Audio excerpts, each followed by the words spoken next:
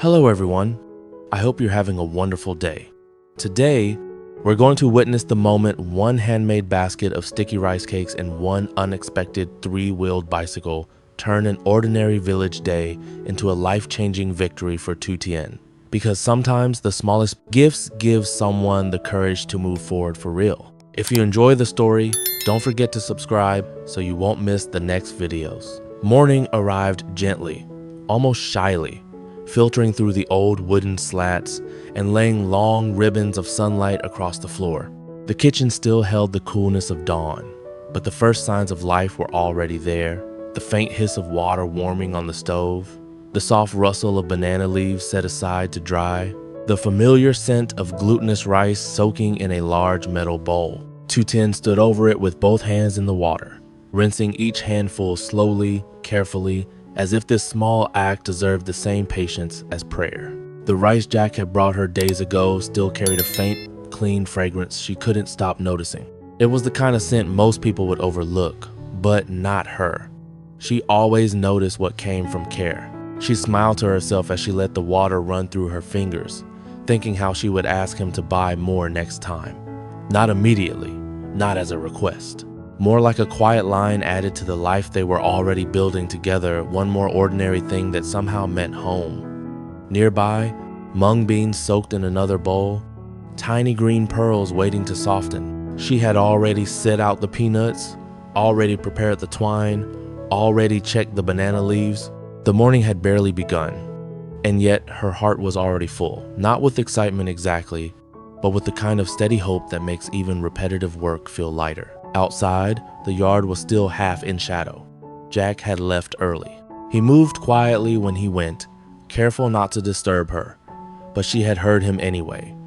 Not the details, just the shape of his leaving, the door opening softly, his steps crossing the yard, the motorbike starting in the distance. He had told her nothing specific before going, only that he had something to take care of. Still, there had been a purpose in the way he moved. Not the hurried tension of work, something gentler, more private. She rinsed the rice again and shook her head lightly, smiling to herself. Whatever it was, he would tell her later. After washing the rice, she moved into the next step without wasting time. She steamed the mung beans until they softened, then mashed them gently while the heat still clung to them. The banana leaves, freshly cut, went into boiling water to soften. Steam rose in thick waves and blurred the room for a while, turning her face into something ghost-like in the little metal pot's reflection. Then she hurried to the table, measured out the flour, and ground the soaked rice into a fine, pale mixture that would hold everything together. Everything this morning felt connected. The rice, the beans, the leaves, the quiet, the future. She had no grand illusions about what sticky rice cakes could do. They would not suddenly make life easy. They would not erase every worry about money, work, or the fragile shape of tomorrow. But they might help. They might sell.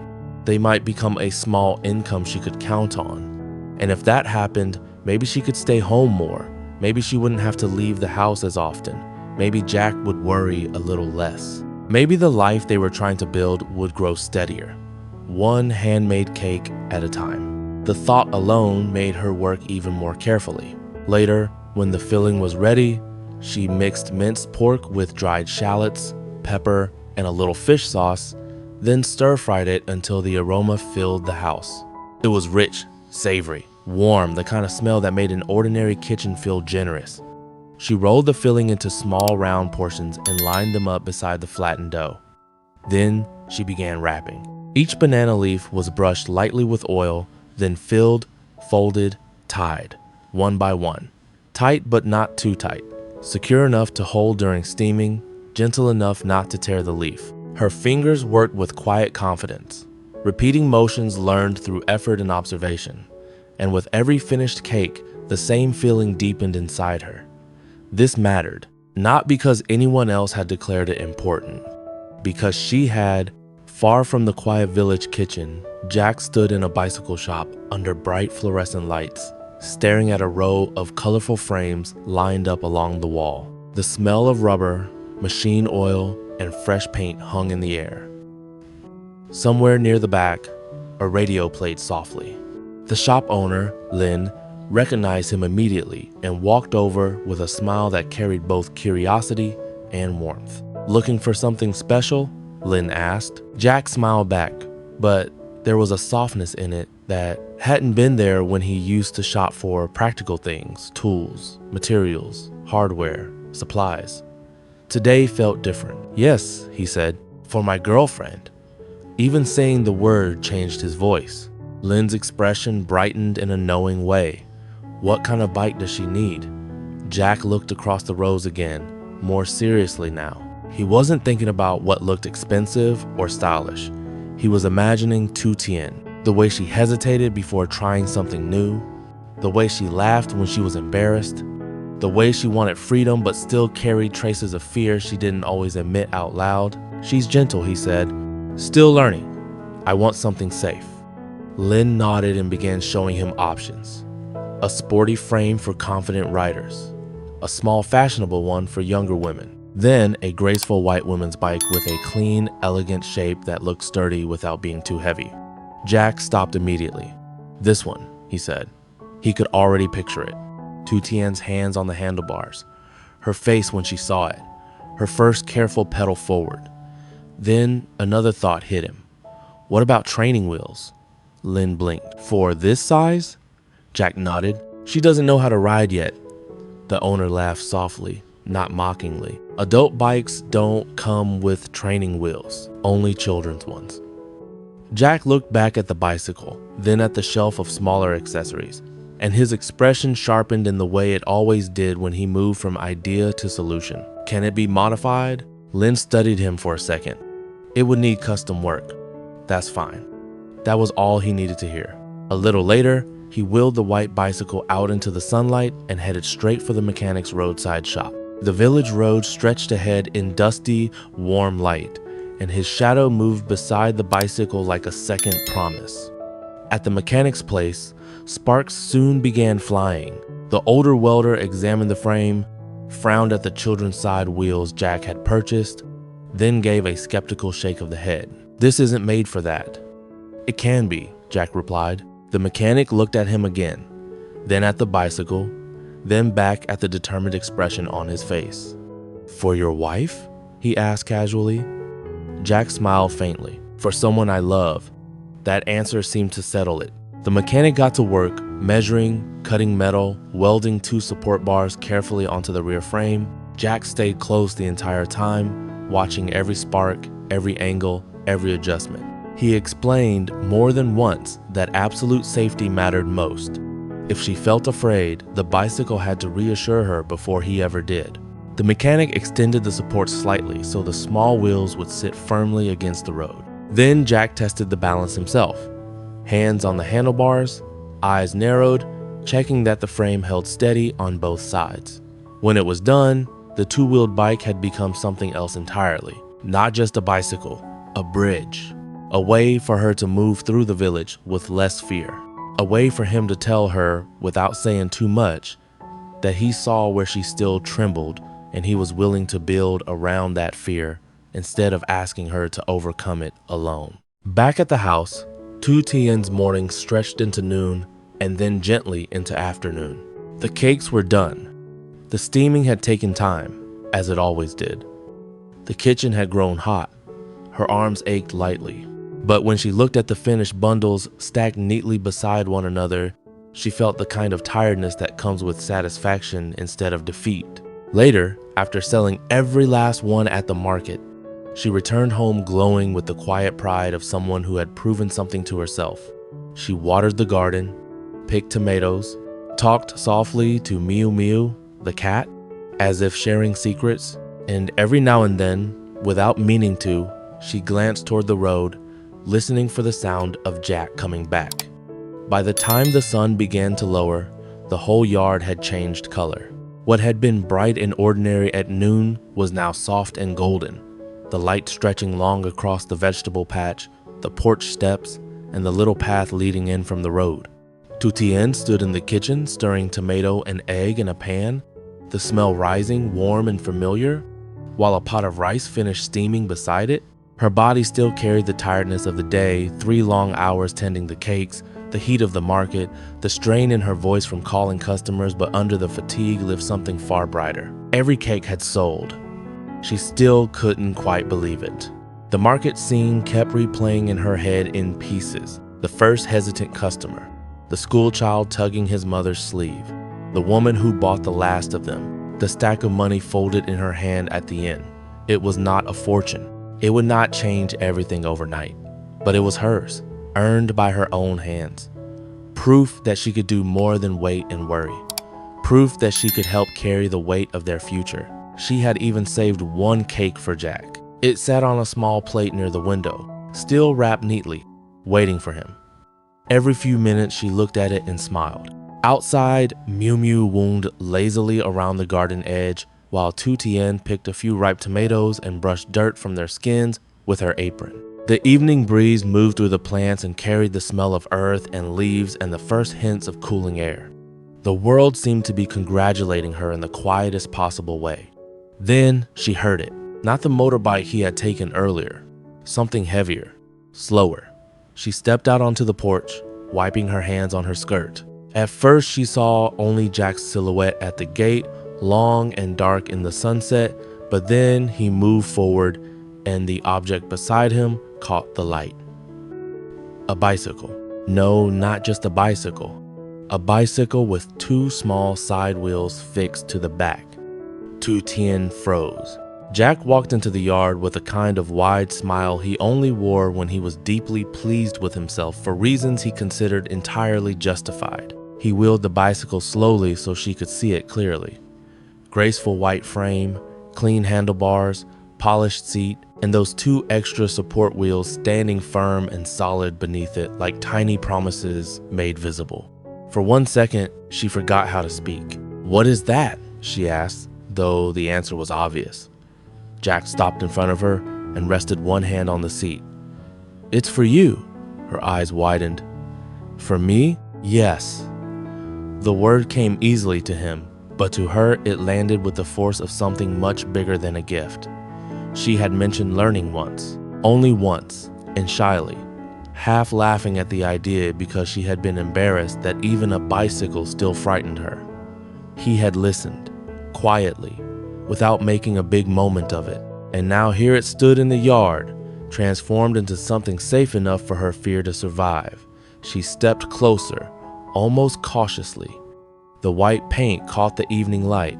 The handlebars looked smooth under her fingertips. The little support wheels were fixed firmly on either side, extending just enough to hold the bicycle steady even before she touched it. "You did this?" she asked. Jack nodded, looking far too satisfied. "I bought the bike. Then I took it to the mechanic. I told him it had to be safe, completely safe." Tu Tien turned toward him so fast that Miu Miu darted out of the way. "You did all that today?" He shrugged as if it were obvious. "You sold all your cakes today. I thought you deserved something too." That undid her a little. She looked back at the bike and then at him and felt a kind of warmth spread through her that had very little to do with bicycles and everything to do with being loved in the exact places where she was still unsure of herself. Jack noticed the saved cake on the plate near the window and lifted an eyebrow. "Is that mine?" Tu Tien laughed softly and nodded. "I kept it for you." "Well then," he said, setting the bicycle carefully near the wall, "I think that means I should stay." They sat on the porch steps with the plate between them, sharing the cake in small bites. He praised the texture.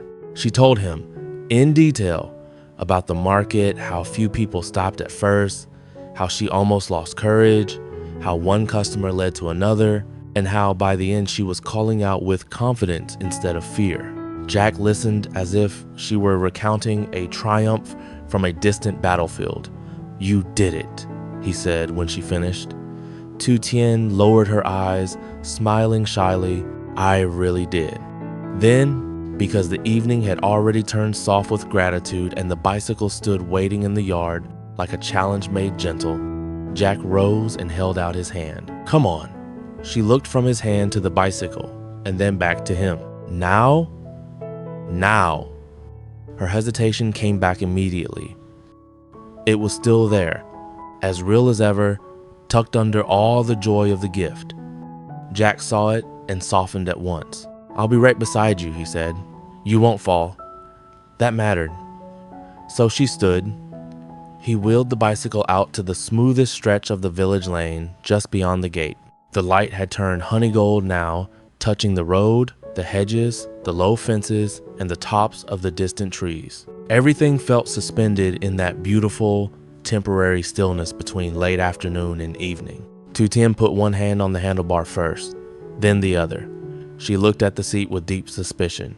Jack smiled. "It's still just a bicycle. It looks like something much more dangerous. That's only because you haven't made peace with it yet." She gave him a look that might have turned into laughter if fear weren't still sitting in the middle of it. With his help, she climbed onto the seat. The first thing she noticed was that the side wheels held. Really held. The bike leaned only a little and then steadied itself. Her feet found the pedals. Her hands tightened on the handlebars. Her breathing changed. Jack placed one hand lightly behind the seat. "Okay," he said gently. "Just pedal." She didn't move. "Tu Tien, I'm trying." "No, you're thinking." "Pedal." That pulled an unwilling smile from her. She pushed down once. The bicycle rolled forward a few inches. The support wheels touched down and held. She let out a small surprised sound and pushed again, then again. Slowly at first, then with more rhythm. Jack kept pace beside her, one hand still lightly on the seat. "That's it," he said. "See, you're fine." The lane stretched ahead in warm light. The breeze lifted the loose strands of her hair. The little support wheels clicked softly over the packed ground, and beneath the fear, something else began to rise. Relief, then pride, then joy. Jack felt the moment she stopped needing his hand before she did. He let go carefully, saying nothing. The bicycle kept moving. Tu Tien pedaled 3 more full turns before she realized she was riding on her own. "Jack!" Her voice was half shock, half laughter. She turned too fast to look for him. The bike wobbled, then the side wheels caught her again. He was jogging beside her, grinning openly now. "You're doing it." She laughed, then really laughed. The sound carrying down the lane and out into the evening like something newly freed. She circled back, growing bolder. Then again, a little faster. Then one more time. This time with real confidence in the pedals and the handlebars and the wheels he had added just for her fear. By the time she stopped in front of him, her face was flushed, her eyes bright, and all the hesitation that had lived in her shoulders just minutes earlier had broken apart completely. "I can do it," she said, breathless. Jack looked at her as if that sentence were the entire point of the day. "Yes," he said, "you can." Then, moved by a joy she didn't know how to contain, she did something neither of them had expected. "Sit behind me," she said. Jack blinked. "On this?" "Yes, it has training wheels, not miracles." She laughed again. "Just try." So he did. Very carefully, very skeptically, and with far less elegance than he would have preferred, he climbed on behind her, balancing most of his weight on his feet at first. Tu Tien gripped the handlebars with exaggerated seriousness. "Ready?" she asked. "No." She pedaled anyway. The bike rolled forward with a ridiculous little wobble, the side wheels working harder now, but still holding. Jack burst out laughing before she did. A second later, both of them were laughing so hard the whole lane seemed to ring with it. They didn't go fast. They didn't need to. The victory was not in speed. It was in the fact that she was doing it at all. The sky above them deepened toward orange and gold. Their shadows stretched long across the road, 2 people on a modified bicycle, laughing like children, held upright by patience, creativity, and a love that had quietly turned fear into something almost playful. When they finally rolled back into the yard, Jack stepped off and touched the seat once, as if to bless the ridiculous success of it. "One day," he said, "I'll teach you the motorcycle too." Tu Tien looked at him in horror. "Let me survive this first." He laughed and took the bicycle from her, wheeling it carefully toward the porch. But inside, both of them knew something important had happened. This was not only a bicycle lesson. This was her first step into a confidence she had not trusted herself to claim. And it had happened because someone loved her enough to build around her fear instead of mocking it. Enough to turn a two-wheel challenge into a safe beginning. Enough to jog beside her until she believed what he already knew. The sun dropped lower. The yard turned gold. And standing there beside the bicycle, beside Jack, beside the life that kept surprising her with its tenderness, Tu Tien felt something settle into place. She was not only enduring anymore, she was moving forward. As morning begins, Tu Tien carefully prepares a batch of sticky rice cakes, pouring all her hope into each one, and quietly dreaming that this small effort might help ease the burdens on her family. While she works, Jack slips away on a secret mission of his own, to buy her a bicycle. But not just any bicycle. He notices her fear of riding and lovingly has it modified with training wheels, turning it into a safe, custom gift made just for her. Later, after Tu Tien sells every single cake at the market and returns home glowing with pride, Jack surprises her with the bike. What follows is more than a sweet romantic moment. It becomes a turning point, with Jack running beside her, encouraging every uncertain pedal. Tu Tien slowly overcomes her fear and discovers a new kind of confidence. By sunset, a simple village road becomes the place where she stops merely enduring life and starts moving forward with real joy, courage, and hope.